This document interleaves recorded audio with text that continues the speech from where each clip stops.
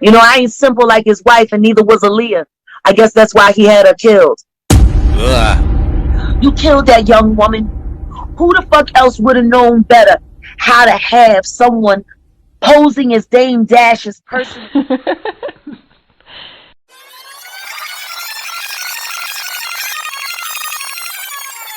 The Me Too movement shed light on a lot of so-called allegations of abuse, under-the-table settlements, non-disclosures, and etc. But a lot of people in the industry failed to realize how this would look as a whole when they thought they would single-handedly target one individual. For some strange reason, individuals took to the internet as though their storylines were so unique, never mind all of the implications with people connected to these stories, especially when it came to Robert Kelly and all of these settlements that would now lead into what people like P. Diddy are going to experience as people speculate now to the criminal charges that may follow all of these predicate acts being put on public display in the form of public accusations. Now, I find it strange how Kimora Lee Simmons even wants to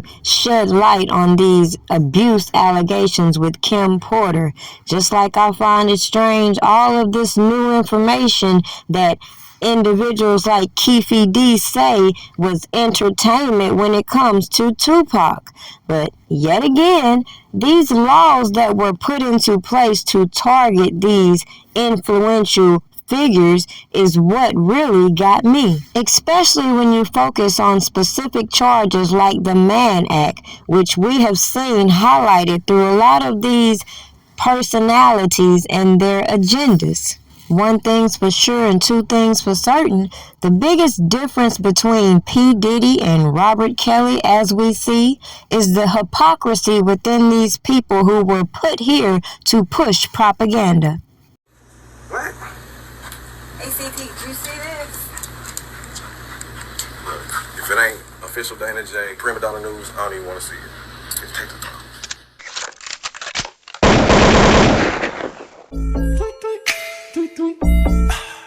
Get the bag, get the bag. Y'all niggas know what it is. You know we get the bag, the bag, the bag. The very accusations that have been waged against certain artists can also be flipped around to a lot of these music execs.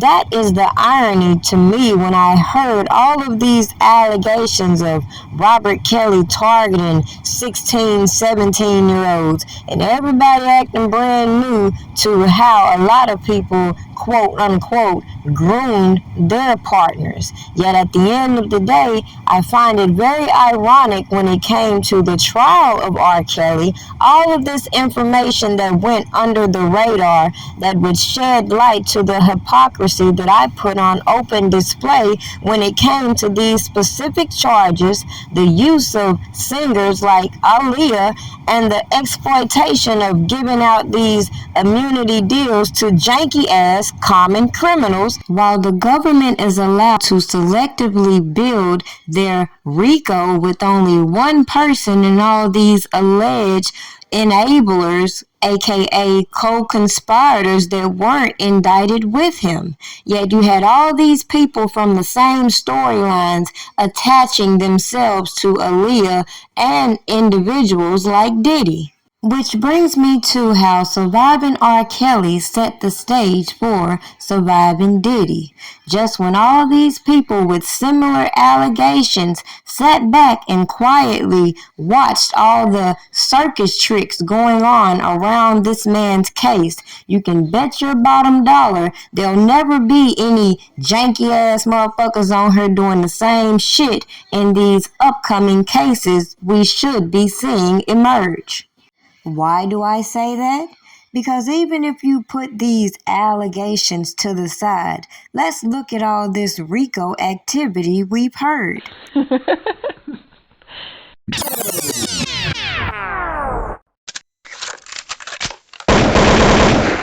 Zip had a check in his right back pocket, and that check was for $1 million.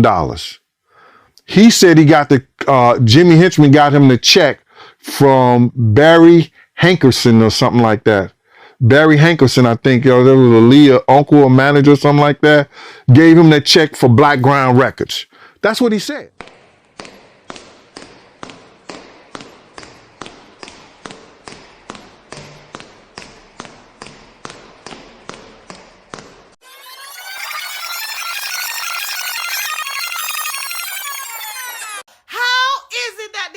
Manager, Ray J manager, and Blueface's manager, first of all, is on the internet screaming, free R. Kelly.